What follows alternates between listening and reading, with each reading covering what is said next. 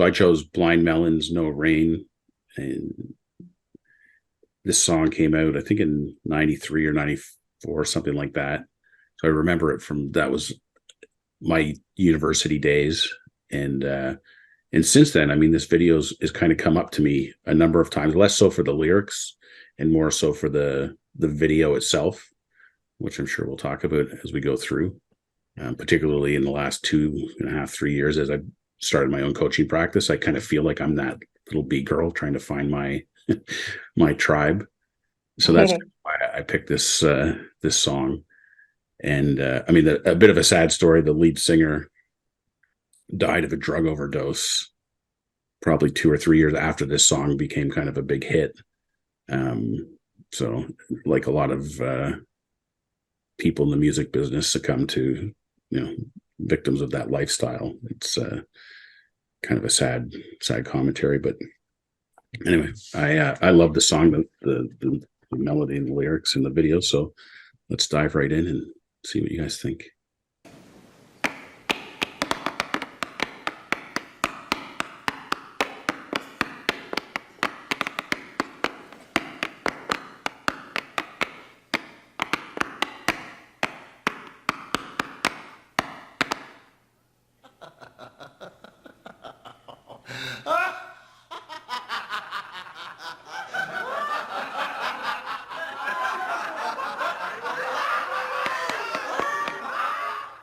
And I guess before even the lyrics, can I jump in even before the lyrics? Yeah.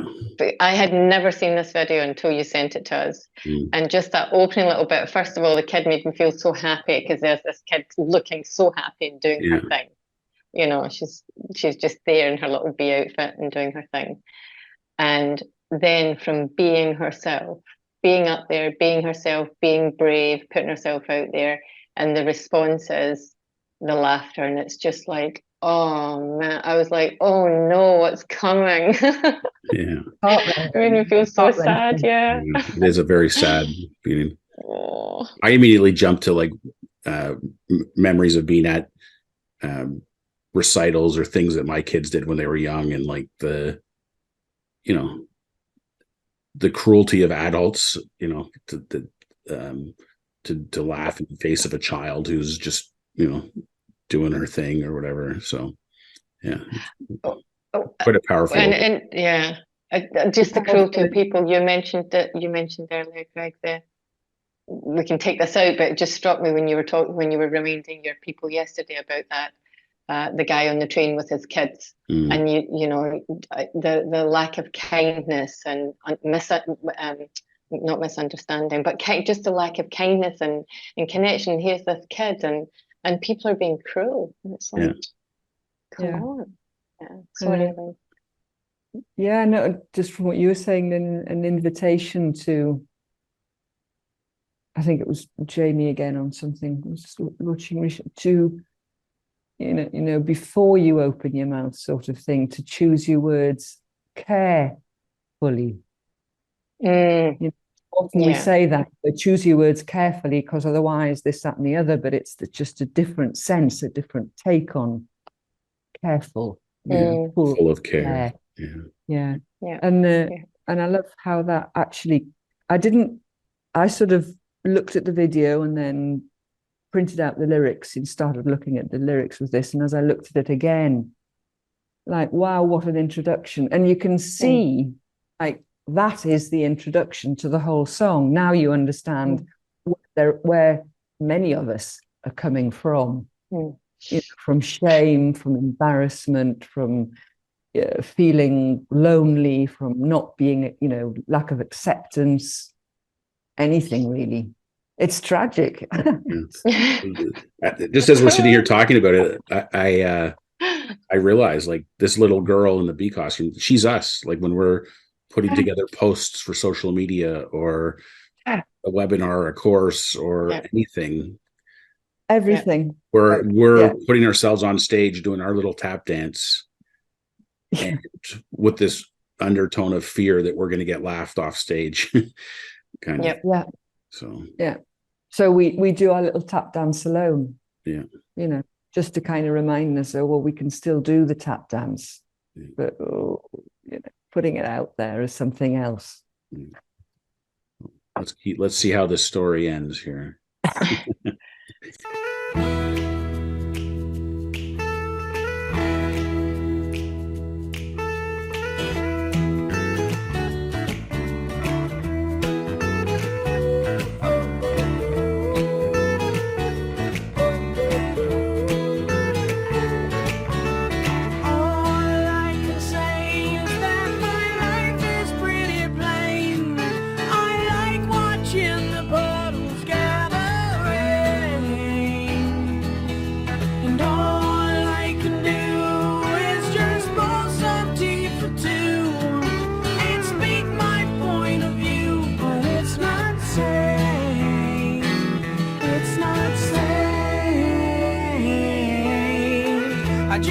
When I looked up the history of this song, so I think it was the bass player that wrote it, and it was about a girlfriend or something that was struggling with depression, and she wouldn't leave the house and stuff, and she would just stay home and things. But the end of that verse where it says, "But it's not sane," is like this, realizing you're caught in this depression or whatever, and knowing that this isn't sane, this isn't right, this isn't the way life is supposed to be. Like there's something better out there for me is kind of what I take from that opening thing. And I love the tune of this song. Like it's just so upbeat and catchy. I don't know if you guys, if it has the same effect on you guys as it does me, but it's I kind of love the tune of it. Yeah, and start. Sorry, Lynn, do you want to go ahead? No, go ahead. No. It's a stark contrast to the words, the lyrics. Even the first line, all I can say, life is pretty plain, and I like watching puddles gather rain. And like, well, yeah, if that after your first trip to the stage and your first performance in life kind of thing, if that's the response you get, of course your life is plain. How else is it going to be? So it's sort of the first step into the misunderstanding, again, the beginning of the idea that however, my life is now going to depend on what the audience think. I thought I saw something else in that little clip as well, though. After she goes running off and she connects up, she meets up with, there's a guy in the street, and she stops, and then she does another little performance in the street in front of him, and I'm like, that is just pure resilience. They've just diffed her. She just did her thing. People laughed at her. She got a bit upset. She ran off. She came across someone else. She did her thing all over again. I'm like, that's not reflected in the lyrics, but that's what that little clip of video said to me. Like, she's like, I want to be me. I want to do my thing. Yeah. And that just looked like resilience to me. Yeah. I love it. Yeah. Like I'm going to keep doing this till I find somebody who likes it. Yeah. Find my tribe. Yeah. Good catch. But yeah, I love how that talks to resilience for sure. I just want someone to save me. I'll always be there when you wait. I like to keep my cheeks dry today. So stay with me and I'll have it made. Up until this point of us choosing the song, or me choosing the song and printing the lyrics out, I thought all these years that the line was, I just want someone to save me. I didn't realize it was to say to me. Oh. But yeah, this whole kind of, to me, that verse is kind of like, I just want you to be there when I wake. And if you stay with me, I'll have it made. Like this dependence on like my safety, my security, my happiness depends on this relationship or this connection. And again, it kind of points to an outside in misunderstanding that I need to have these things. Otherwise, I'll be at home crying myself to sleep every night. And in the video, every time she just that little clip there, when she comes across another person, when she makes a connection, that's when she kind of lights up. Yeah. It's like, yeah, that's where she's taken her, almost her joy from. Yeah, I'll have it read. I don't understand why I sleep all day, and I start to complain that there's no rain, and all I can do is read a book to stay awake, and it rips my life away, but it's a great escape.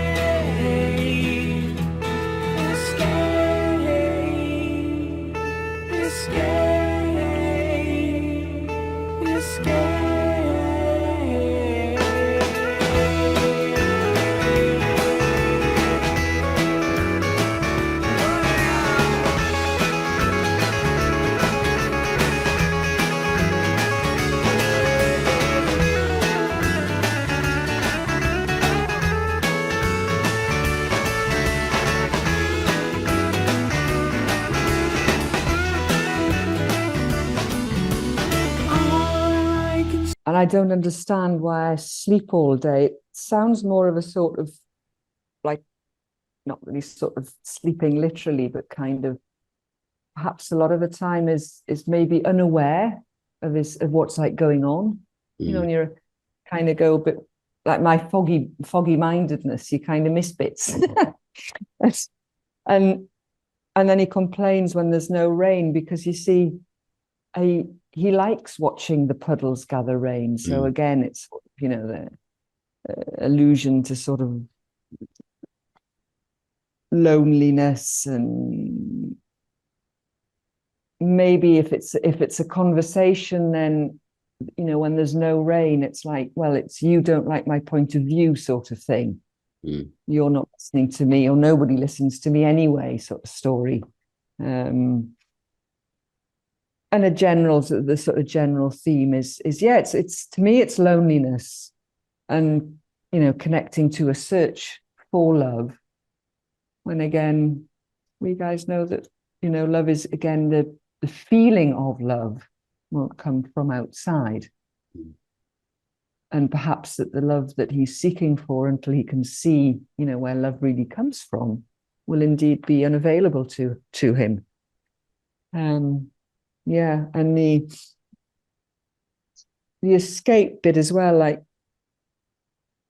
it's the escape from that, and it seems to me like he wants to escape from the loneliness, the sadness, and the lack of connection, let's say. Yeah, this is the sad part for me in terms of it's a very stark contrast between this part of the song with the lyrics and what's going on in the video. But in the lyrics, there's knowing that this guy died of a drug overdose. Like, he clearly was trying to escape or find something in his addiction, that was, you know, this notion of not understanding, like, why am I feeling this way, and trying to feel a different way. And so there's that kind of in the back of my mind. But then when I watch the video, I just love this part where the little girl comes over the crest of the hill, and there's her beat people. And that's kind of, like I was saying, how I relate to this with my business. It's like, I just keep putting stuff out into the world, hoping that one day I'll open that gate and there will be all my people. Oh, your bee people that resonate with what I'm doing. And just the pure joy and happiness that is portrayed in that scene is amazing. Yeah. It's beautiful. And the whole, actually, even thinking about the last song, so for this kid, the little bee kid in the video, her thing is, when I've got my tribe, I'll be happy, I'll have it made. So it's not the diamonds and the fame and the da, but it's out there. It's still an out there thing, and the sheer joy, you're right. I mean, she's like looking through the bars, and there's like, it's like, oh, there's loads of people like me, you know, there they are. That's gonna do it. So, yeah, it's beautiful. It's a great one, Greg. Great song. putting it on my playlist. I can say is that my life is pretty plain. You don't like my point of view, you think that I'm insane. It's not sane, it's not sane. I just want someone to save me. I'll always be there when you're away. Yeah. You know I like to keep my cheeks dry today. So stay with me and I'll have it made. I'll have it made. I'll have it made. Oh, no, no, no. You know I'm really gonna have it made. You know I'll